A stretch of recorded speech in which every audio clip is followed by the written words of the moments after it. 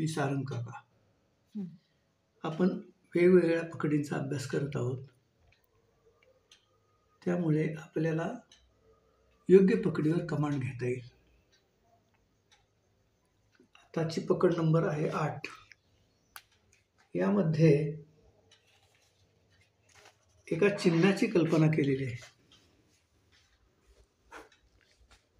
हे tick sine आहे, याला टिक म्हणतो आपण, बरोबर चिन्ह टिक.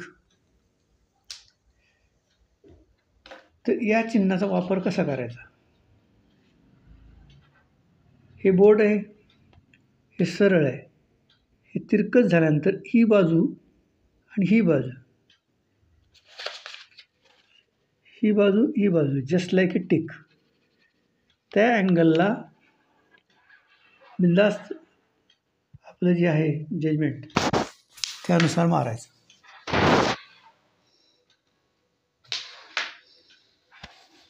एक मिनिट, मला कागद द्या.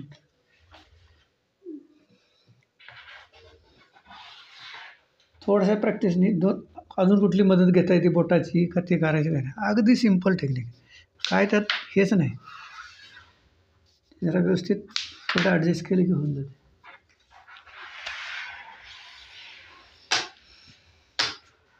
हे इथून करायचं का इथून करायचं याच्यावर सुद्धा तुमचं जजमेंट आहे.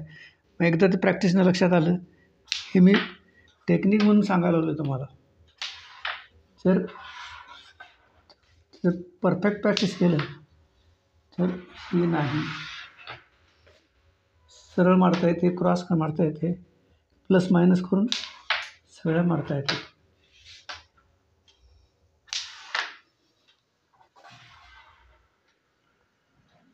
अतिशय सोपी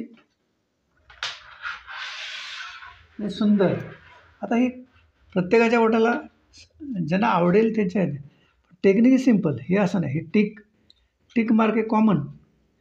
टिक मार्कला अँगल. आता हे बोट सुरू होताना तुम्ही असं धरताय, हे वेगवेगळ्या पद्धतीने धरून तुम्ही त्यातली चेक करू शकता. पण ही सिम्पल स्टँडर्ड पकड 3 बोटाची ही आता रेग्युलर कॉमन पकड झाली. एकच नियम, ह्याला जागा बदलावं लागते. आता ज्याचा त्याचा खेळ आहे.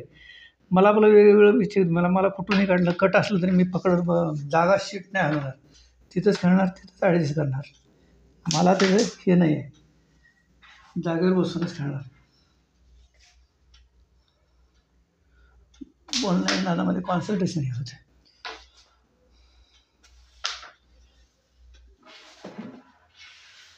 ठीक आहे, अजून एक पकड नंबर 8.